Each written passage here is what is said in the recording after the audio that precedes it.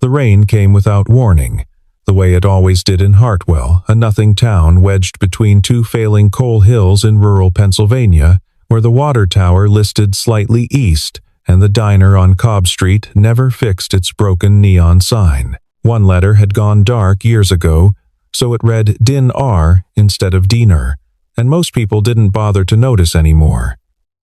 That was Hartwell, a town built by people who had given up on noticing.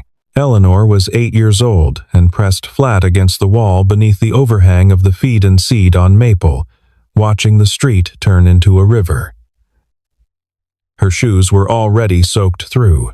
They were too small to begin with, handed down from the older girls at the group home on Fletcher Road, and the left sole had begun to peel away from the upper, so that each step made a soft, wet slapping sound that she had grown deeply ashamed of. She was crying, though she had nearly stopped. Crying in public was something you learned not to do at the group home. Mrs. Hargrove, who ran the place, said crying was for babies and people with things to lose. Eleanor wasn't sure she had things to lose. She was the smallest girl there.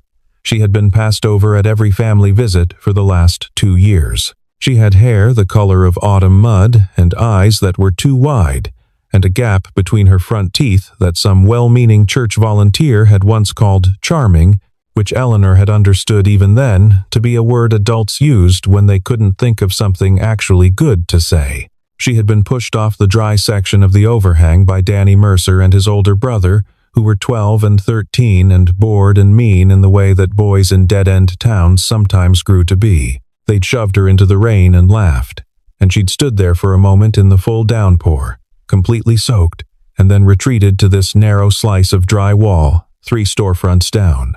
She was not going to cry again. She was failing at this. Here, a voice, flat, unimpressive, entirely matter-of-fact. Eleanor looked up. A boy stood beside her. He was maybe 9, maybe 10, wearing a gray t-shirt with a mustard stain on the collar and jeans that had been hemmed badly with thick thread that didn't quite match. He had dark brown hair that the rain had plastered across his forehead in a way that made him look slightly ridiculous, and blue eyes that were currently studying her with the focused curiosity of someone trying to solve a problem. He was holding a blue umbrella, the cheap folding kind, with a plastic handle tilted toward her. She stared at it. "It's not going to bite you," he said. "I know that," Eleanor said, because she did know that. She wasn't an idiot. He stepped closer and held the umbrella over both of them. He was taller than her by about 4 inches, which meant the angle was workable but not comfortable for him. He didn't seem to care. He reached into the front pocket of his jeans and produced a bread roll soft, a little squashed, wrapped partially in a paper napkin that had gone translucent with grease. "Half," he said, tearing it carefully. He handed her the larger piece. "I'm not hungry," Eleanor said. She was very hungry. "Okay." He put the piece down on the dry part of the windowsill next to her. "Leave it there if you want." He bit into his half. They stood in silence for a moment, listening to the rain hammer, the overhang, and the street. "Those boys pushed you," he said. "Not a question." "I slipped." He looked at her. He had the kind of face that didn't judge things immediately, that seemed to hold information in place for a moment before deciding what to do with it. "I saw it," he said simply. Eleanor picked up the bread. "I'm from the group home on Fletcher," she said. "I know," he said. "I live on Fletcher too." Other end. She looked at him. "Your mom?" "She left," he said. "It's just my dad. He works doubles at the plant most days." He said this the way someone reports weather factual, without invitation for sympathy. "I'm Eleanor," she said. "Nathan," he said. "Nathan Cole." They ate the bread and watched the rain and did not say anything for a while. And Eleanor noticed, distantly, that the tightness in her chest had eased somewhat.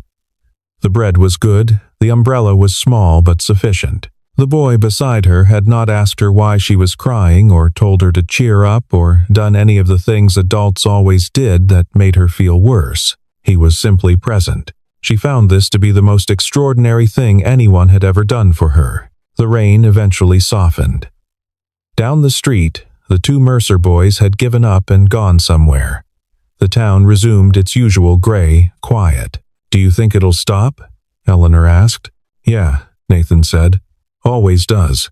She looked at him, then really looked, the way 8-year-olds sometimes do when they are registering someone permanently into the architecture of themselves. She looked at his hands, at the careful way he held the umbrella so the water rolled away from her side, at the small scar below his chin she would later learn came from a fall off a chain-link fence, at the direct, uncomplicated steadiness in his blue eyes. "I'm scared," she said. She didn't mean the rain. He seemed to understand this. He reached out and took her hand. His fingers were cold from the wet. "Don't be," he said. "When I'm big, I'm going to marry you. Then you won't have to be scared anymore." It was the most absurd thing she had ever heard. She was 8. He was 9. Neither of them had any idea what marriage meant beyond the vague understanding that it was something adults did to stop being alone.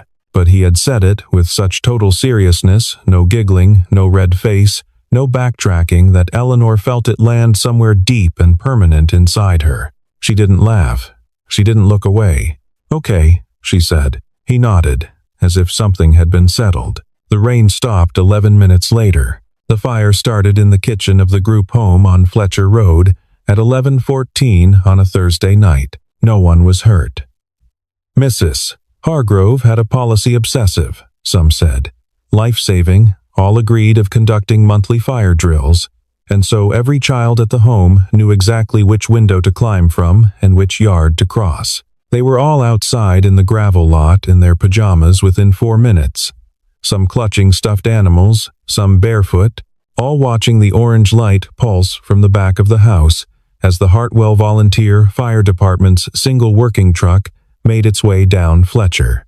The fire was contained to the kitchen and part of the back hallway, but the home was condemned anyway. The inspector who came the next morning found structural issues that had nothing to do with the fire issues that had apparently existed for years and declared the building uninhabitable. County services were called. Emergency placements were arranged. Children were distributed. This was the word they used, distributed. Eleanor was told she was going to a temporary foster placement in Allegheny County. A couple named the Abbotts, who had a clean house and a waiting list and a spare bedroom.